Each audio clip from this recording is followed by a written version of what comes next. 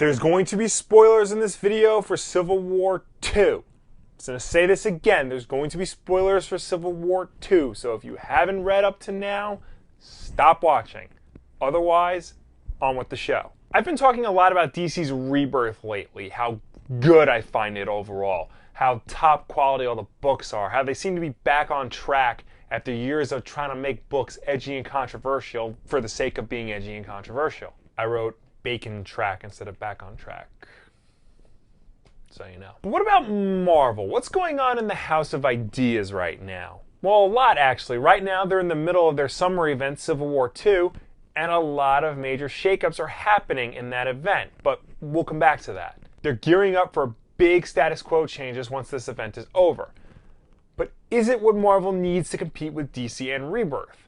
And more importantly, is it what we the fans want? Last week, Marvel revealed their lineup for their upcoming post-Civil War II initiative, Marvel Now. Not to be confused with the Marvel Now that debuted in 2012 after Avengers vs. X-Men. This is an all-new Marvel Now. Not the all-new Marvel Now that debuted in 2013. Really should have given this a better name. I mean, the tagline for this relaunch is "Divided They Stand." They should have just used that. But that was the name of an X-Men event from 2008. Damn it, whatever. Anyway, Marvel Now 2016 is going to debut in October once Civil War II is done.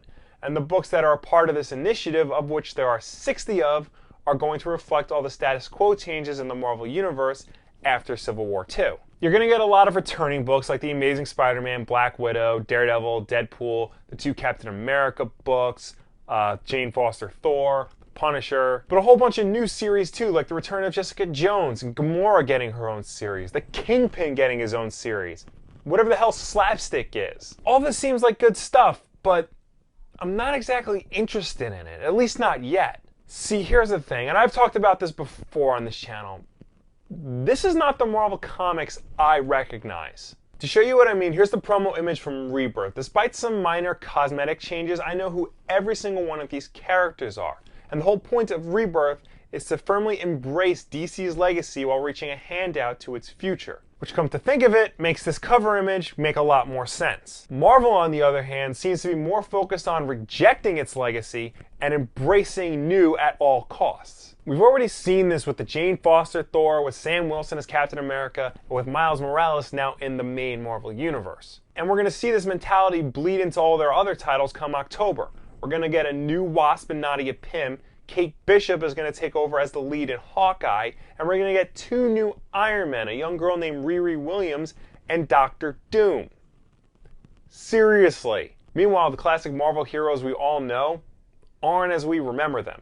We already know that Steve Rogers is neck deep in Hydra, and Thor Odinson doesn't have his powers. He's going to be coming back, but in a book called The Unworthy Thor, which doesn't really scream God of Thunder. And Tony Stark doesn't look like he's going to be around post-Civil War II, especially if he's going to be replaced by 2 people.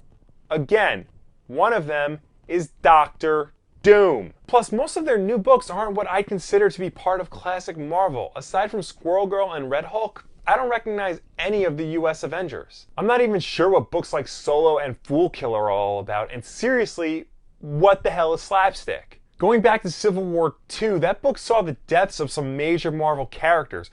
War Machine James Rhodes is dead. They recently killed Bruce Banner the Hulk, even though he hasn't been the Hulk for a while. And She-Hulk is in critical condition, suffering life-threatening injuries. So it definitely seems, to me at least, that Marvel is downplaying their classic lineup while trying to promote a new and diverse group of characters. Which is all fine, but I don't think people are excited for this the way they were for Rebirth. I mean, I'm sure as hell not. And I think this might be because, well, Marvel has been relaunching their lineup a lot over the past 4 years. The original Marvel Now was in 2012, and like I said in the beginning of this episode, since then there has been Marvel Now, all new Marvel Now, all new, all different Marvel, and now, once again, Marvel Now. And each time they relaunch, they keep getting further and further away from the Marvel that we've recognized for the past several decades, which also happens to be the Marvel they keep putting in their movies. For comparison's sake, since 2012, DC has done DCU and Rebirth.